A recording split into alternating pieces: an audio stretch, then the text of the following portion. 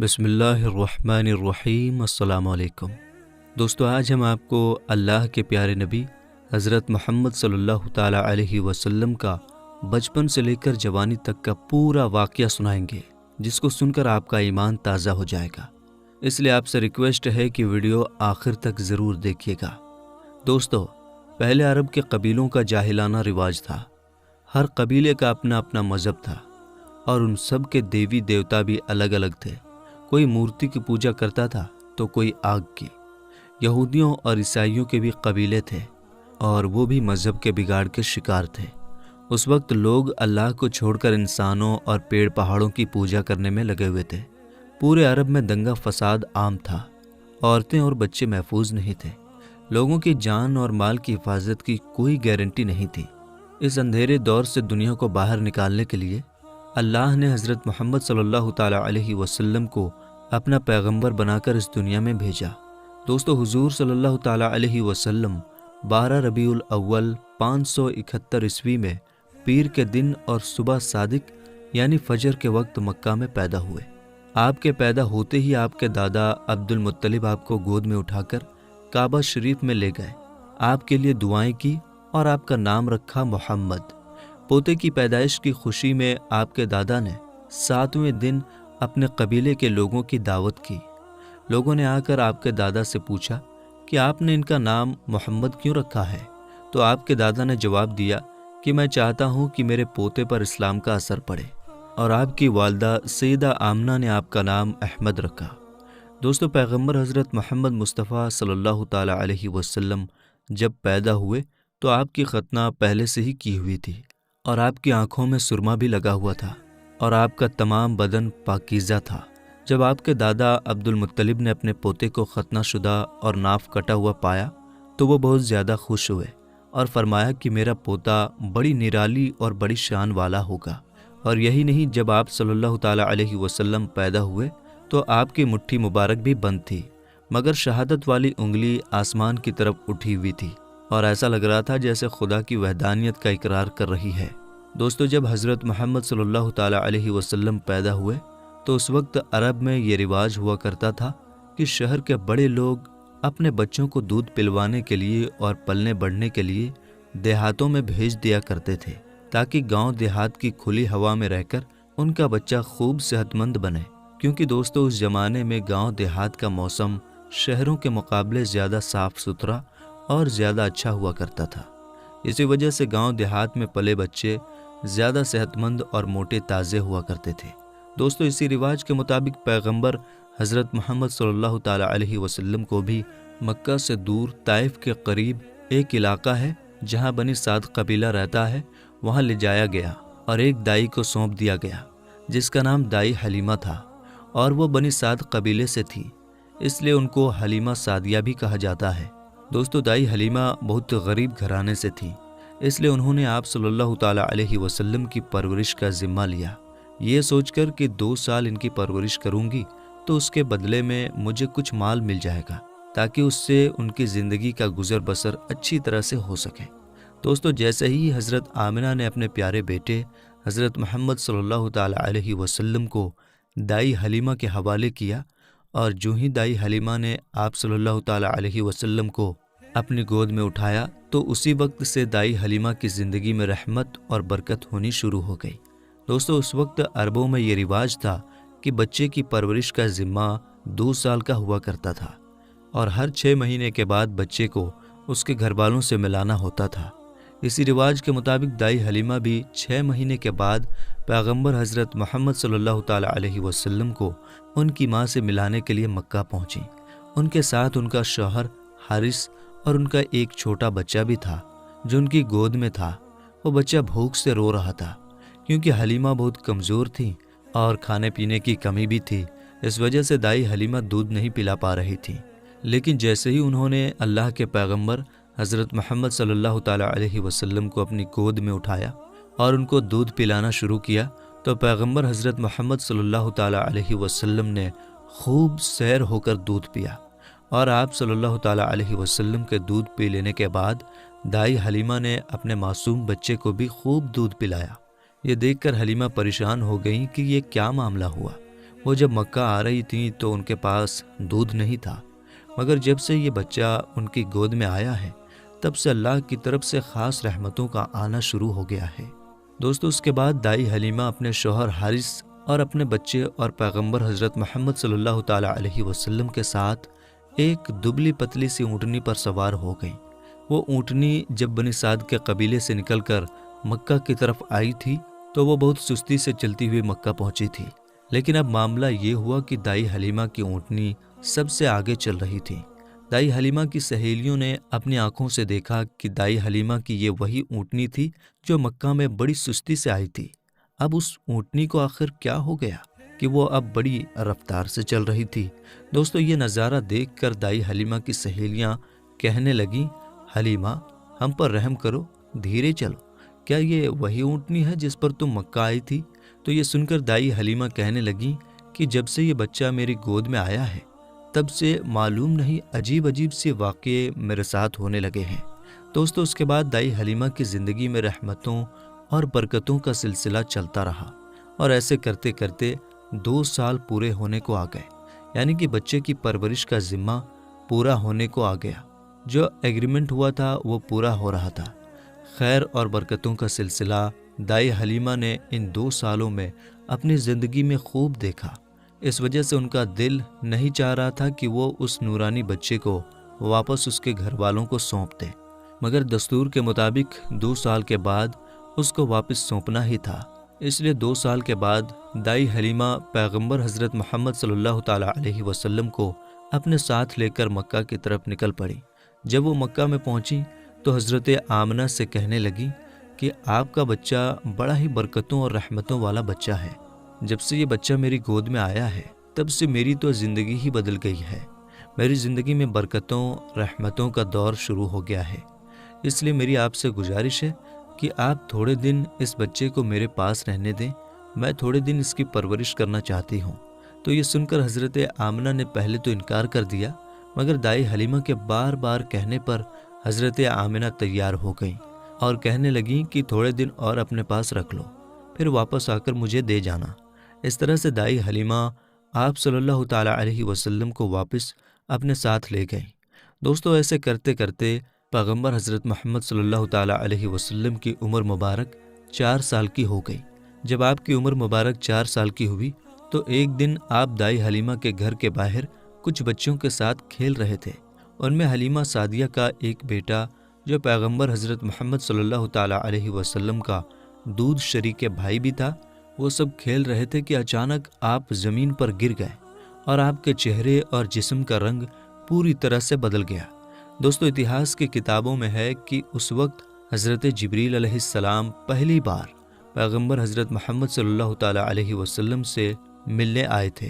جیسے ہی حضرت جبریل آپ کے پاس آئے تو آپ کو زمین پر لٹا کر آپ کے سینے کو چاک کر دیا، یعنی کہ آپ کے سینے کو چیر دیا اور آپ کے دل کو باہر نکال لیا۔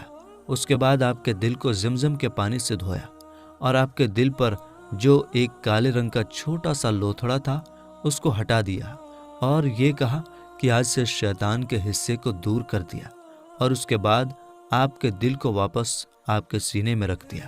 دوستو، ادھر یہ دیکھ کر آپ کے ساتھ کھیل رہے بچے گھبرا گئے کہ آپ کو کیا ہو گیا۔ اس لیے وہ دوڑے دوڑے دائی حلیمہ کے پاس پہنچ گئے اور کہنے لگے کہ محمد کا کسی نے قتل کر دیا ہے۔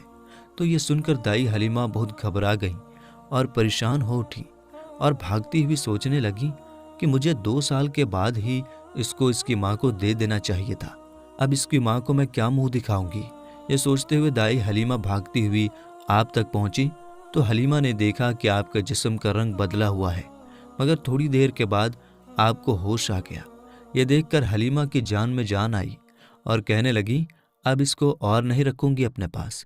اس کے بعد دائی حلیمہ مکہ پہنچی اور پیغمبر محمد صلی اللہ تعالیٰ علیہ وسلم کو حضرت آمنہ کے حوالے کر دیا۔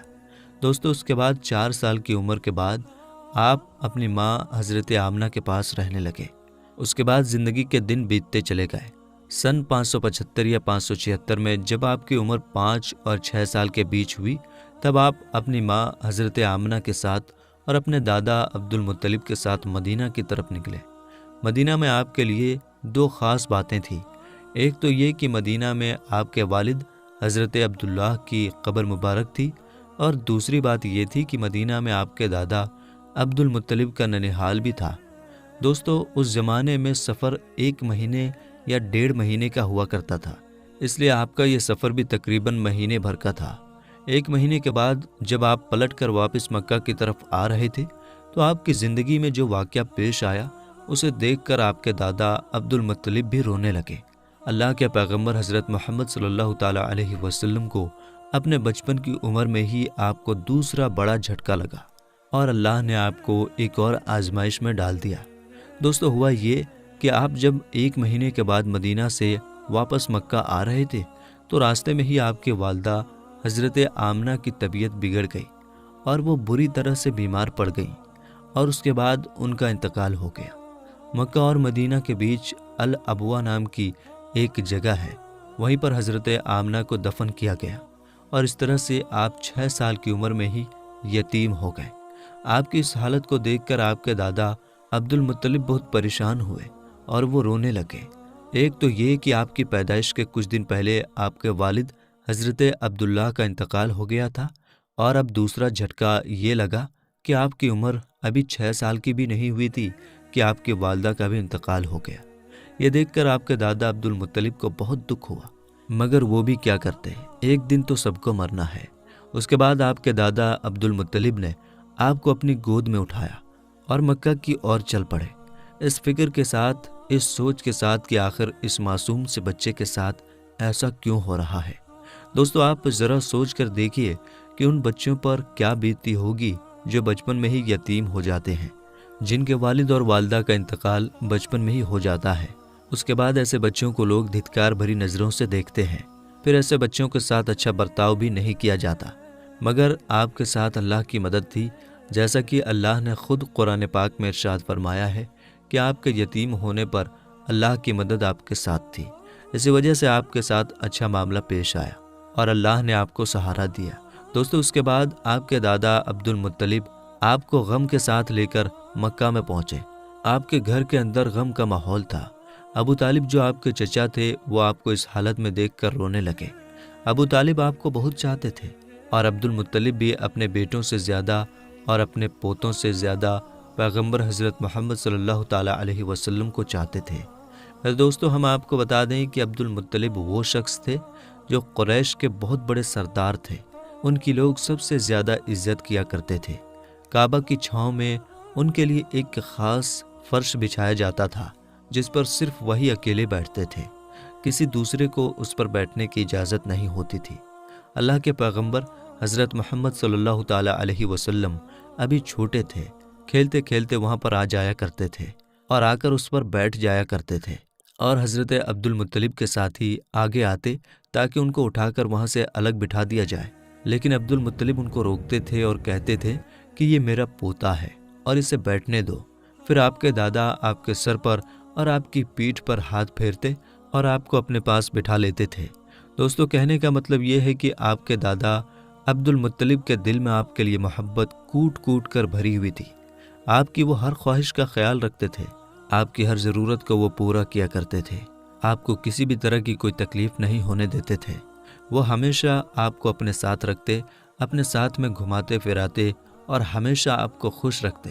دوستو، ایسا کرتے کرتے دن بیتتے چلے گئے۔ اب آپ کی عمر مبارک 8 سال کی ہو گئی، مگر سوچیے اللہ کے نبی نے کیسی کیسی آزمائشوں سے گزر کر اپنے زندگی کا سفر پورا کیا۔ اب آپ کی عمر مبارک 8 سال 2 مہینے 10 دن کی ہوئی تو ایک دن اچانک آپ کے دادا عبد المطلب کا بھی انتقال ہو گیا۔ مرتے وقت آپ کے دادا نے آپ کی پرورش کا ذمہ ابو طالب کو سونپ دیا۔ ابو طالب آپ کے سگے چچا تھے۔ دوستو، ذرا سوچئے اس بچے پر کیا گزرتی ہوگی جس کے بچپن میں نہ تو ماں کا ساتھ ہوتا ہے اور نہ ہی باپ کا ساتھ، ایک دادا کا سہارا ہوتا ہے، وہ بھی چلا جاتا ہے۔ اس کے بعد آپ کی پرورش کا ذمہ آپ کے چچا ابو طالب اٹھاتے ہیں۔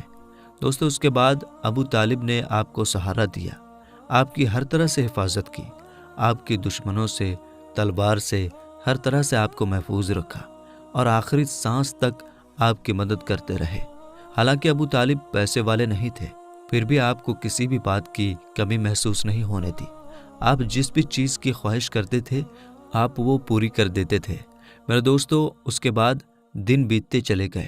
ابو طالب جب بھی کسی سفر پر جاتے تو آپ حضرت محمد صلی اللہ تعالیٰ علیہ وسلم کو اپنے ساتھ لے کر جاتے، کیونکہ اس زمانے میں سفر بہت لمبا ہوا کرتا تھا، 1-1.5 مہینے کا سفر ہوتا تھا، اور ابو طالب نہیں چاہتے تھے کہ یہ معصوم سا بچہ جس کے نہ والد نہ والدہ کا سہارا ہے، نہ کوئی دادا کا سہارا ہے، اس کو کسی اور کے بھروسے چھوڑ کر جاؤں اور اس کو تکلیف ہو۔ دوستو، ایک بار ابو طالب اپنے قافلے کے ساتھ ملک شام کی طرف تجارت کے لیے روانہ ہوئے۔ یاد رکھیں، پہلے عرب میں جو لوگ تھے، خاص کر کے قریش کے لوگوں کا امپورٹ ایکسپورٹ کا بزنس تھا، یعنی کہ وہ ایک جگہ سے سامان خریدتے تھے اور دوسرے جگہ پر لے جا کر اس کو بیچ دیتے تھے۔ اس طرح سے وہ لوگ سامان خریدتے اور بیچتے تھے۔ اسی کام کے سلسلے میں ابو طالب اپنے قافلے کے ساتھ ملک شام کی طرف نکلے۔ ساتھ میں آپ نے حضرت محمد صلی اللہ تعالیٰ علیہ وسلم کو بھی لے لیا اور آپ کو ایک اونٹنی پر سوار کر دیا۔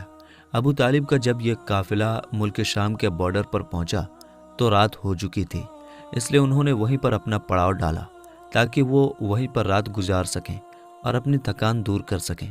دوستو، ہم آپ کو بتا دیں کہ اس زمانے میں راہب ہوا کرتے تھے جو ایک جگہ سے دوسری جگہ پیدل جایا کرتے تھے۔ اس زمانے میں ایک عیسائی راہب تھا، یعنی کہ کرسچن راہب تھا، جو لوگوں کی رہنمائی کرتا تھا۔ وہ کبھی اپنے گھر سے باہر نہیں نکلتا تھا، یعنی کہ وہ ہمیشہ اپنے گھر کے اندر ہی رہتا تھا۔ جب اس کو معلوم چلا کہ ان کے سامنے کسی نے پڑاؤ ڈالا ہے تو وہ دوڑتا ہوا ان کے پاس آیا اور پیغمبر حضرت محمد صلی اللہ تعالیٰ علیہ وسلم کو لے لیا اور ابو طالب سے کہنے لگا کہ یہ بچہ ساری دنیا کا سردار بن کر آیا ہے۔ اس کی یہ بات سن کر ابو طالب حیران ہوئے اور پوچھنے لگے کہ تمہیں کیسے پتا؟ تم کو کس نے بتایا ہے کہ یہ بچہ ساری دنیا کا سردار بن کر آیا ہے؟ تو اس راہب نے کہا کہ جب تم اس گھاٹی سے ادھر اس گھاٹی میں آ چکے تھے تو اس گھاٹی میں ایسا کوئی بھی درخت اور پتھر نہیں تھا جو اس بچے کو دیکھ کر نہ جھکا ہو، اور پتھر اور درخت صرف انہی لوگوں کے آگے جھکتا ہے جس کو اللہ اپنا پیغمبر بنا کر بھیجتا ہے۔ اس کے بعد وہ کہنے لگا، تم اس بچے کو ملک کے ساتھ ساتھ لے کر مت جانا، کیونکہ آگے یہودیوں سے ان کو خطرہ ہے، کہیں وہ اس کا قتل نہ کر دیں، اور میں اس بچے کو اچھی طرح سے پہچانتا ہوں کیونکہ تورات اور انجیل میں ان کے رسول ہونے کا ذکر آیا ہے، اور میں اس بچے کو اچھی طرح سے پہچانتا ہوں۔ ان کی پیٹھ کے نیچے ایک سیب کی طرح جو نبوت کی مہر لگی ہے، اس مہر سے بھی میں ان کو پہچانتا ہوں، لہٰذا تم انہیں ملک شام لے کر مت جانا۔ دوستو، اب ابو طالب کو اس راہب کی باتوں پر یقین آ چکا تھا کہ وہ جو کہہ رہا ہے بالکل سچ کہہ رہا ہے۔ اس کے بعد ابو طالب نے کسی شخص کے ذریعے سے پیغمبر محمد صلی اللہ تعالیٰ علیہ وسلم کو واپس مکہ میں پہنچا دیا، کیونکہ ابو طالب کو اب یہ معلوم ہو چکا تھا کہ یہ جو بچہ ہے یہ کوئی معمولی بچہ نہیں ہے، یہ بچہ خاص مرتبے والا بچہ ہے۔ اس کے بعد ابو طالب آپ کی پرورش اور آپ کی حفاظت کے معاملے میں اور زیادہ چوکنا ہو گئے اور آپ کی ہر طرح سے حفاظت کرنے لگے۔ اس کے بعد جب آپ جوان ہو گئے تو آپ صلی اللہ تعالیٰ علیہ وسلم کی سچائی اور ایمانداری کو دیکھ کر ایک بار حضرت خدیجہ رضی اللہ تعالیٰ عنہا نے آپ کو اپنا مال دے کر شام میں تجارت کے لیے بھیجا اور ساتھ میں اپنے ایک غلام کو بھی لگا دیا۔ اللہ کے فضل و کرم سے تجارت میں بہت فائدہ ہوا۔ حضرت خدیجہ کے غلام جن کا نام مسیرہ تھا، انہوں نے بھی آپ کی ایمانداری اور اچھے اخلاق کی خوب تعریف کی۔ یہ دیکھ کر حضرت خدیجہ آپ کی طرف مائل ہوئے، یعنی کہ حضرت خدیجہ آپ صلی اللہ تعالیٰ علیہ وسلم سے بہت پربھاوت ہوئی، اور اس کے بعد آپ نے خود ہی پیغمبر محمد صلی اللہ تعالیٰ علیہ وسلم کو نکاح کرنے کا پیغام بھیجا۔ دوستو، ہم آپ کو بتا دیں کہ حضرت خدیجہ رضی اللہ تعالیٰ عنہا عرب میں ایک کامیاب بزنس وومن تھی، اور اپنے ویاپار سے ہوئی کمائی کو حضرت خدیجہ غریب، اناتھ، ودوا اور بیماروں میں بانٹا کرتی تھی۔ انہوں نے انگنت غریب لڑکیوں کی شادی کا خرچہ بھی اٹھایا تھا، اور اس طرح ایک بے حد نیک اور سب کی مدد کرنے والی عورت کے روپ میں اسلام میں ہی نہیں بلکہ پوری دنیا کے اتہاس میں ان کا بڑا یوگدان رہا ہے۔ یعنی کہ حضرت خدیجہ ہمیشہ غریب لوگوں کی اناج اور کپڑوں سے مدد کیا کرتی تھیں۔ حضرت خدیجہ مورتیوں میں وشواس نہیں کرتی تھیں اور نہ ہی ان کی پوجا کرتی تھیں۔ دوستو، ہم آپ کو یہ بھی بتا دیں کہ حضرت خدیجہ کی پیغمبر محمد صلی اللہ تعالیٰ علیہ وسلم کے ساتھ شادی ہونے سے پہلے 2 شادیاں ہو چکی تھیں، اور ان کے اپنے پہلے دونوں شوہروں سے بچے بھی تھے۔ انہوں نے اپنا پہلا نکاح ابو حالہ سے کیا تھا، جن سے ان کو 2 بیٹی ہوئی تھی۔ مگر اس کے بعد ابو حالہ یعنی کہ ان کے پہلے شوہر کی موت ہو گئی، اور اس کے بعد حضرت خدیجہ نے دوسری شادی عتیق ابن زید کے ساتھ کی، جن سے ان کو ایک بیٹی ہوئی، مگر یہ بھی تھوڑے دنوں کے بعد اس دنیا سے چل بسے اور یہ پھر سے بیوہ ہو گئیں۔ ان کے بعد عرب کے بڑے بڑے تاجداروں نے، سرداروں نے خدیجہ کے ساتھ شادی کی پیشکش کی، مگر حضرت خدیجہ راضی نہ ہوئے، یہاں تک کہ اللہ تعالیٰ نے آپ کو پیغمبر محمد صلی اللہ تعالیٰ علیہ وسلم کی طرف مائل کر دیا۔ دوستو، اس کے بعد حضرت خدیجہ نے پیغمبر محمد صلی اللہ تعالیٰ علیہ وسلم کی ایمانداری اور تجارتی سفر کو دیکھ کر تیسرے نکاح کا پیغام آپ نے خود ہی اپنی ایک خاص سہیلی جس کا نام نفیسہ تھا، اس کے ذریعے آپ نے پیغمبر محمد صلی اللہ تعالیٰ علیہ وسلم کے پاس نکاح کا پیغام بھیجا۔ تو یہ سن کر پیغمبر حضرت محمد صلی اللہ تعالیٰ علیہ وسلم نے یہ کہہ کر انکار کر دیا کہ وہ اس کے بارے میں پہلے اپنے چچا ابو طالب اور اپنی چاچی سے بات کریں گے، اس کے بعد میں ہی وہ اس کے بارے میں آپ کو بتائیں گے۔ دوستو، اس کے بعد پیغمبر حضرت محمد صلی اللہ تعالیٰ علیہ وسلم نے اس پیغام کے بارے میں اپنے چچا ابو طالب سے بات کی، یعنی کہ ان کو اس پیغام کے بارے میں بتایا۔ تو یہ سن کر آپ کے چچا ابو طالب بہت زیادہ خوش ہوئے اور نکاح کروانے کے لیے راضی ہو گئے اور آپ کو اجازت دے دی۔ آپ کے چچا حضرت حمزہ نے خدیجہ کے چچا عمرو بن سعود سے رسول اللہ صلی اللہ تعالیٰ علیہ وسلم کے ولی یعنی کہ بڑے ہونے کی حیثیت سے بات چیت کی اور 20 اونٹنی مہر یعنی کہ نکاح کے وقت عورت یا بیوی کو دی جانے والی رقم یا جو آپ کی حیثیت میں ہو، یہ دے کر آپ کے چاچا ابو طالب نے آپ کا نکاح پڑھا دیا۔ دوستو، اس کے بعد حضرت خدیجہ اور پیغمبر محمد صلی اللہ تعالیٰ علیہ وسلم کے نکاح کا خطبہ آپ کے چاچا ابو طالب نے پڑھا۔ اس میں اللہ کی حمد و ثنا کی گئی۔ اس کے بعد قبول نامہ ہوا اور مہر بیان کیا گیا۔ مہر میں 20 اونٹنی لکھی گئی۔ دوستو، یہ ملک شام کی واپسی کے 2 مہینے کے بعد کی بات ہے۔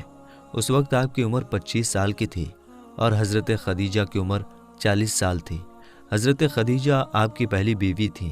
حضرت خدیجہ کے جیتے جی آپ نے کسی اور عورت کے ساتھ شادی نہیں کی۔ آپ کی تمام اولادیں بھی انہی سے ہوئی ہیں، صرف حضرت ابراہیم حضرت ماریہ سے پیدا ہوئے تھے۔ دوستو، پیغمبر حضرت محمد صلی اللہ تعالیٰ علیہ وسلم اور حضرت خدیجہ رضی اللہ تعالیٰ عنہ کی اولادیں یہ ہیں، یعنی کہ آپ کی اولادوں کے نام یہ ہیں: پہلے قاسم، پھر زینب، پھر رقیہ، پھر ام کلثوم، پھر فاطمہ اور پھر عبداللہ۔ آپ کے تمام لڑکے بچپن میں ہی انتقال کر گئے تھے، البتہ آدھی بچیوں نے آدھی نبوت کو پایا، ایمان لائی اور ہجرت بھی کی، اور سب کی سب آپ کی زندگی میں ہی انتقال کر گئی۔ صرف حضرت فاطمہ رضی اللہ تعالیٰ عنہا آپ کے اس دنیا سے پردہ فرما جانے کے 6 مہینے بعد اس دنیا سے رخصت ہوئیں۔ حضرت خدیجہ رضی اللہ تعالیٰ عنہا آپ کی پہلی بیوی ہیں۔ جب آپ صلی اللہ تعالیٰ علیہ وسلم پر پہلی آیت نازل ہوئی تو رسول اللہ صلی اللہ تعالیٰ علیہ وسلم نے سب سے پہلے آپ کو بتایا۔ اسلام قبول کرنے والی میں حضرت خدیجہ پہلی خاتون ہیں۔ اسلام کو پھیلانے میں نہ صرف آپ نے ساتھ دیا بلکہ مالی طور پر بھی آپ نے بڑھ چڑھ کر حصہ لیا۔ دوستو، پیغمبر حضرت محمد صلی اللہ تعالیٰ علیہ وسلم حضرت خدیجہ رضی اللہ تعالیٰ عنہا سے بہت محبت کیا کرتے تھے، اور ان کے ہوتے ہوئے یعنی کہ حضرت خدیجہ کے جیتے جی آپ نے دوسری شادی نہیں کی تھی۔ حضرت خدیجہ اور پیغمبر محمد صلی اللہ تعالیٰ علیہ وسلم کا ساتھ تقریباً 25 سال تک رہا۔ اللہ کے پیغمبر حضرت محمد صلی اللہ تعالیٰ علیہ وسلم نے فرمایا کہ خدیجہ دنیا کی بہترین عورتوں میں سے ہے۔ آپ رضی اللہ تعالیٰ عنہ کی وفات کے بعد بھی پیغمبر حضرت محمد صلی اللہ تعالیٰ علیہ وسلم اکثر آپ کو یاد کیا کرتے تھے اور آپ کی سہیلیوں کو ہدیہ بھجواتے رہتے تھے۔ دوستو، پیغمبر حضرت محمد صلی اللہ تعالیٰ علیہ وسلم کی تمام اولادیں یعنی کہ آپ کے 6 بچے حضرت خدیجہ سے ہی ہیں، سوائے حضرت ابراہیم رضی اللہ تعالیٰ عنہ کے۔ حضرت خدیجہ کی قبر مبارک جنت المعلیٰ مکہ میں ہے۔ جس سال حضرت خدیجہ رضی اللہ تعالیٰ عنہا اور آپ کے چاچا ابو طالب کا انتقال ہوا تھا، اس سال کو آپ نے غم کا سال قرار دیا۔ میرے دوستو، اعلان نبوت سے پہلے اللہ کے پیغمبر حضرت محمد صلی اللہ تعالیٰ علیہ وسلم کچھ کھانے پینے کا سامان اپنے ساتھ لے کر غار حرا کی پہاڑی پر چلے جایا کرتے تھے اور وہاں جا کر اللہ کی عبادت کرتے تھے، یعنی کہ اللہ کی عبادت میں مشغول رہتے تھے۔ یہ سلسلہ کافی دنوں تک ایسے ہی چلتا رہا۔ یعنی کہ کافی دنوں تک آپ اسی طرح سے غار حرا کی پہاڑی پر جا کر اللہ کی عبادت کرتے رہے۔ ایک مرتبہ اللہ کے پیغمبر حضرت محمد صلی اللہ تعالیٰ علیہ وسلم غار حرا کی پہاڑی پر اللہ کی عبادت میں مشغول تھے کہ اتنے میں آپ کے پاس حضرت ابراہیم علیہ السلام اپنی اصل شکل و صورت میں آپ کے پاس تشریف لائے، یعنی کہ اچانک حضرت جبریل علیہ السلام آپ کے سامنے نازل ہو گئے۔ ہم آپ کو بتا دیں کہ یہ جبرائیل علیہ السلام اللہ کے سارے فرشتوں کے سردار ہیں، اور حضرت جبریل علیہ السلام کی طاقت اتنی ہے کہ اگر جبرائیل اپنا ایک پر پھیلا دیں تو پورب سے لے کر پشچم تک اس پوری دنیا کو چھپا لیں، یعنی کہ اتنا بڑا حضرت جبریل علیہ السلام کا ایک پر ہے، اور حضرت جبریل علیہ السلام کے اس طرح کے 70,000 پر ہیں۔ اب آپ سوچئے کہ حضرت جبریل کتنے زیادہ بڑے ہوں گے۔ اس کے علاوہ حضرت جبریل کی اسپیڈ اتنی زیادہ ہے کہ یہ پلک جھپکتے ہی سدرہ سے زمین پر آ جاتے ہیں، اور پلک جھپکتے ہی اس زمین سے واپس سدرہ پر پہنچ جاتے ہیں۔ یہ حضرت جبریل علیہ السلام کی طاقت کا عالم ہے۔ اگر حضرت جبریل علیہ السلام چاہیں تو اس پوری زمین کو اٹھا کر پلٹ سکتے ہیں۔ قوم لوط کو اسی طرح سے حضرت جبریل علیہ السلام نے پلٹا تھا۔ یہ حضرت جبریل علیہ السلام کی شان ہے جو اللہ کے ایک فرشتے ہیں۔ دوستو، یہی حضرت جبریل علیہ السلام پہلی بار اپنی اصلی شکل و صورت میں اللہ کے پیارے نبی حضرت محمد صلی اللہ تعالیٰ علیہ وسلم کے سامنے حاضر ہو گئے اور کہنے لگے، پڑھو اقرا۔ یہ سن کر آپ صلی اللہ تعالیٰ علیہ وسلم نے فرمایا، میں نہیں پڑھتا۔ حضرت جبریل نے دوبارہ کہا، پڑھو اقرا۔ آپ صلی اللہ تعالیٰ علیہ وسلم نے پھر کہا، میں نہیں پڑھتا۔ حضرت جبریل علیہ السلام نے تیسری مرتبہ کہا، پڑھو اقرا، تو آپ نے پھر کہا، میں نہیں پڑھتا۔ اس کے بعد حضرت جبریل علیہ السلام نے اللہ کے پیارے نبی حضرت محمد صلی اللہ تعالیٰ علیہ وسلم کو اپنے سینے سے لگایا، اور سینے سے اس طرح سے لگایا کہ حضرت جبریل نے حضور پاک کی بغل میں اپنے دونوں ہاتھ ڈالے، یعنی کہ اللہ کے نبی کے دونوں ہاتھ باہر کی طرف کر دیے، اور پھر جبریل نے پیارے نبی کو اپنے سینے سے لگایا اور پھر زور سے دبا دیا، یعنی کہ بہت زور سے دبایا۔ حدیث شریف میں آتا ہے کہ اللہ کے پیارے نبی حضرت محمد صلی اللہ تعالیٰ علیہ وسلم نے فرمایا ہے کہ اس وقت حضرت جبریل نے مجھے اتنی زور سے دبایا تھا کہ قریب تھا کہ میری جان نکل جاتی، مگر جبریل نے مجھے زور سے دبا کر چھوڑ دیا، اور پھر فرمایا کہ پڑھو اپنے رب کے نام کے ساتھ جس نے آپ کو اور تمام دنیا کو پیدا فرمایا ہے، پیدا کیا ہے انسان کو زمین و خون کے جمے ہوئے ایک لوتھڑے سے۔ پڑھو، حال یہ ہے کہ تمہارا رب بڑا ہی رحم کرنے والا ہے۔ پھر اللہ کے پیارے نبی حضرت محمد صلی اللہ تعالیٰ علیہ وسلم پڑھنے لگے، اور پھر آپ بہت گھبرا گئے، غار حرا کی پہاڑی سے اتر گئے اور اپنے گھر آ گئے۔ یعنی کہ یہ واقعہ ہونے کے بعد اللہ کے پیارے نبی حضرت محمد صلی اللہ تعالیٰ علیہ وسلم گھبرائے ہوئے اپنے گھر تشریف لائے۔ اس وقت آپ کا بدن کانپ رہا تھا، جس طرح سے انسان کا بدن سردی سے کانپتا ہے، یعنی کہ اس وقت آپ بہت ہی زیادہ خوف کی حالت میں آ گئے تھے۔ آپ صلی اللہ تعالیٰ علیہ وسلم بہت ہی زیادہ گھبرائے ہوئے اپنے گھر آئے، اور آپ نے اپنی بیوی حضرت خدیجہ رضی اللہ تعالیٰ عنہا سے فرمانے لگے، چادر لاؤ اور مجھ کو چادر اوڑھا دو۔ حضرت خدیجہ چادر لے کر آئیں، اور پھر آپ وہ چادر اوڑھ کر سو گئے۔ اس کے کچھ دیر بعد آپ صلی اللہ تعالیٰ علیہ وسلم کے اوپر سے خوف کے اثرات کم ہوئے، تو آپ نے اپنی بیوی حضرت خدیجہ رضی اللہ تعالیٰ عنہا کو یہ سارا واقعہ بیان کیا، یعنی کہ غار حرا کی پہاڑی پر جو بھی آپ کے ساتھ میں ہوا تھا وہ سارا واقعہ آپ نے حضرت خدیجہ کے سامنے بیان کر دیا۔ یہ واقعہ سن کر حضرت خدیجہ نے فرمایا کہ آپ کے اوپر یہ کوئی شیطانی کام نہیں ہو سکتا ہے، کیونکہ آپ نے تو ہمیشہ غریبوں کی مدد کی ہے، آپ نے تو ہمیشہ بیواؤں کو سہارا دیا ہے، آپ تو ہمیشہ یتیموں کے سہارے بنے ہو، آپ نے ہمیشہ بے سہارا لوگوں کی مدد کی ہے، اس لیے آپ کے ساتھ میں اللہ تعالیٰ کبھی کچھ غلط نہیں ہونے دے سکتا، آپ کو اللہ کبھی اس طرح سے ضائع نہیں کرے گا۔ دوستو، اس کے بعد میں حضرت خدیجہ اللہ کے پیارے نبی حضرت محمد صلی اللہ تعالیٰ علیہ وسلم کو ساتھ میں لے کر اپنے چچا زاد بھائی حضرت براق ابن نوفل کے پاس پہنچے، جو کہ اس وقت یہودیوں کے ایک بہت بڑے عالم ہوا کرتے تھے۔ یہ اصل میں پہلے مشرک تھے، یعنی کہ بت پرست تھے، لیکن یہ بہت ہی زیادہ تعلیم یافتہ تھے، اس لیے بعد میں انہوں نے عیسائی دھرم کو قبول کر لیا تھا، اور پھر انہوں نے تورات اور انجیل کو حفظ بھی کر لیا تھا، یعنی کہ یہ اس وقت تورات کے ایک بہت ہی بڑے عالم تھے۔ اس لیے حضرت خدیجہ اللہ کے پیارے نبی حضرت محمد صلی اللہ تعالیٰ علیہ وسلم کو ساتھ میں لے کر اپنے چچا زاد بھائی کے پاس پہنچی اور جا کر سارا واقعہ بیان کر دیا۔ حضرت براق ابن نوفل کے اس وقت اپنے بڑھاپے کی وجہ سے بینائی چلی گئی تھی، یعنی کہ اس وقت وہ دیکھ نہیں پا رہے تھے۔ جب انہوں نے اللہ کے نبی حضرت محمد صلی اللہ تعالیٰ علیہ وسلم کی حالت سنی تو پوچھنے لگے کہ آپ کو کیا ہوا؟ تو آپ صلی اللہ تعالیٰ علیہ وسلم نے فرمایا کہ میں غار ہرا کی پہاڑی پر اللہ کی عبادت میں مشغول تھا۔ اتنے میں میرے پاس اس طرح سے ایک بہت بڑا شخص اچانک میرے سامنے آ گیا اور پھر کہنے لگا کہ پڑھو۔ جب میں نے نہیں پڑھا تو اس نے پھر اپنے سینے سے لگا کر مجھ کو بہت ہی زور سے دبایا، پھر میں نے پڑھنا شروع کر دیا۔ اب دوستو، جیسا کہ ہم نے آپ کو پہلے بتایا کہ حضرت براق ابن نوفل اس وقت کی تورات اور انجیل کے ایک بہت بڑے عالم تھے، اس لیے وہ اللہ کے آخری نبی کے آنے کی تمام نشانیوں کے بارے میں اچھی طرح سے جانتے تھے۔ اس لیے وہ یہ سن کر کہنے لگے کہ اللہ کی قسم، جو بھی آپ کے پاس میں آیا تھا وہ وہی اللہ کا فرشتہ تھا جو حضرت موسیٰ اور حضرت عیسیٰ علیہ السلام پر نازل ہوتا تھا، یعنی کہ جو فرشتہ حضرت موسیٰ اور حضرت عیسیٰ کے پاس آتا تھا وہ فرشتہ آپ کے پاس میں آیا تھا، اور ان قریب ہے کہ اب آپ کی قوم آپ کو علاقے سے، آپ کو اپنے شہر سے باہر نکال دے گی، کیونکہ آج تک جس نے بھی حق کی آواز اٹھائی ہے، جتنے بھی آج تک نبی اس دنیا میں آئے ہیں، ان سب کو اسی طرح سے سزا دی گئی ہے، کیونکہ حضرت براق ابن نوفل تورات اور انجیل کے بہت بڑے عالم تھے، اس لیے وہ اللہ کے آخری نبی کے آنے کی تمام نشانیوں سے اچھی طرح سے واقف تھے، اس لیے انہوں نے یہ ساری باتیں آپ کو بتا دیں۔